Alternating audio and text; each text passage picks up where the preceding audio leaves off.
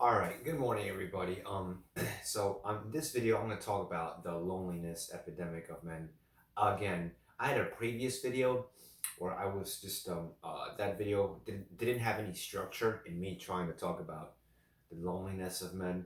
And the reason why I didn't have any structure is because I didn't want to have talking points or try to sell talking points to people because that's not the type of person that I am.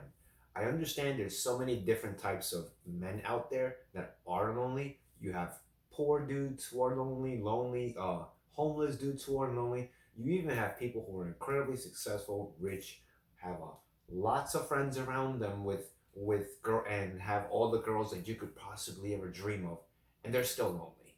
Okay, trust me, people like that exist. Yeah, I know you probably think they don't, but they do.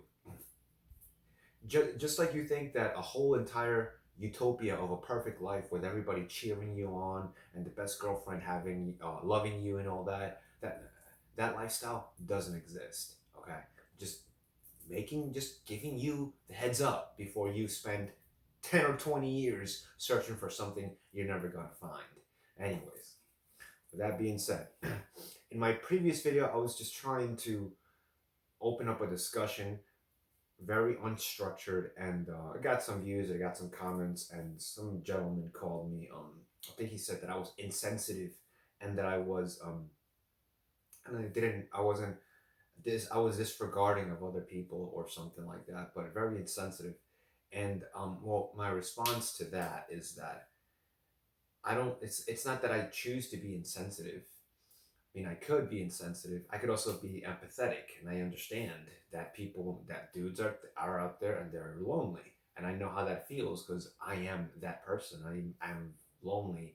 I've been lonely in my worst years. I've been lonely in my best years, and that's a normal part of life.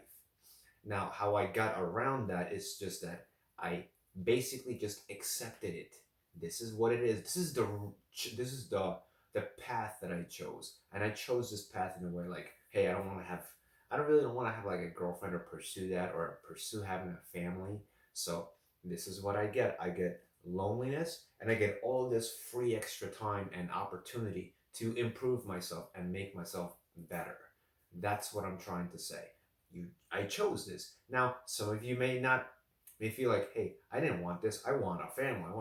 I want to do this, or I want to have a wife and a girlfriend and children. Okay, so pursue it. It's not gonna come knocking at your door. Society is not gonna come knock at your door and offer you all of these beautiful things that you have been longing for. You know what I mean? So society does, and yeah, I know I sound insensitive for saying that society doesn't owe you anything. Nobody owes you anything. Nobody owes me anything. Hey, when I was in my worst phases of my life, I didn't have a support group. I didn't. And you know what? I'm glad I didn't. And you know what? I didn't deserve a support group because I wasn't a very nice person. So all of that suffering that I experienced, all that loneliness, suffering, uh, all those losses I took, all those times my life sucked, I deserve that. And because I've experienced that, I am where I am today, and I'm a stronger person mentally, physically, and emotionally, and spiritually. That's what I'm trying to say. Another thing that I'm trying to say, if you're watching this and you feel lonely, try to think like, hey, I have limbs, I have a mind, I have eyes, I have a technological device that opens up the world for me, and I feel lonely. Come on, man. Don't you ever take time to think there's people out there that are but gonna get killed by cartels for not transporting something that they shouldn't be transporting according to the law. People whose lives are at stake, people who are trying to escape persecution, people who are trying to escape their government, people who are trying to escape human trafficking, black markets. People around the world are dying and experiencing a level of an unjust situation, and you're out here telling me you're lonely. Just try to think about that. Just try to think about all of the opportunities and available opportunities that you have from living in this country. And I know that. I can see that. I appreciate that. This is why every time I had to wake up at 3 in the morning so I can go take the bus to go to work because I lost my car because I got into some trouble, or I just my life sucked. Hey, I got the opportunity right now to make my life better, to wake up early. I know it sucks, but this is what it is.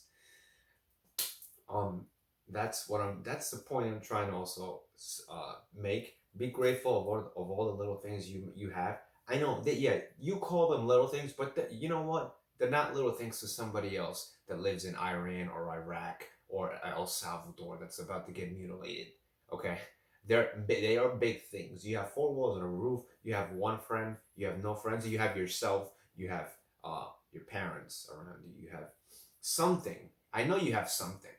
It's just you think you have nothing because your mind is set on the things that you don't have instead of already set on the things that you do have that are of benefit, of opportunity, of a potential of a potential tool to make you better. You know what I mean? So those are the things that I'm trying to talk about. So I'm not trying to sound insensitive. My dude, the world is gonna be insensitive. It was insensitive before you were born. And you know what? When you pass and you go to the next stage of your existence or whatever you want to call it, you die. The world will continue to be insensitive. The world's not gonna help you. You have to help yourself. I understand, and I know that sounds insensitive, and I know that sucks. I know, and I feel with you. I don't feel for you. I feel with you that the world is insensitive, and I know that sucks. But that is what are you gonna do? You're gonna change the world. You okay? If the world is insensitive, if I'm insensitive, and you're so passionately disappointed about that, then do something about it. You're part of the world, right? Do something about it. I don't know. Don't just sit there and be like, "Oh, well, you're insensitive." Well, what are you doing?